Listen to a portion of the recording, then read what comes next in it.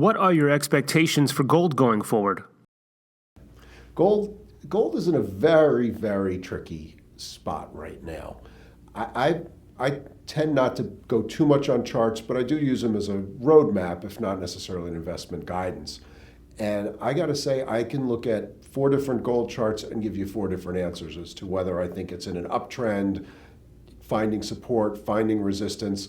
It really depends on the time frame of your chart. It really depends on your investment horizon. And so much of it depends on all these exogenous world factors that nobody really has any ability to predict. Looking at it from a short-term point of view, one can say that gold had a nice little run a few weeks ago, and it trended up toward its trading range high, sort of in the using GLD, for example, as a proxy, sort of up to the 123 level. It came back very, very sharply down from those numbers. One can say that it's sort of finding some trend line support at these levels. If you look at a longer term chart, it's very discombobulated. There's really not a lot of information. And again, I can look at this and make a case for almost anything being right or wrong.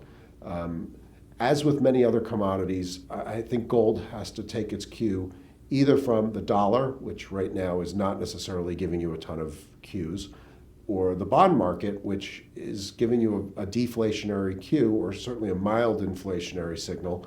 The flatness of the yield curve, if that's really reflecting very low inflationary expectations, cannot be a good harbinger for the price of gold.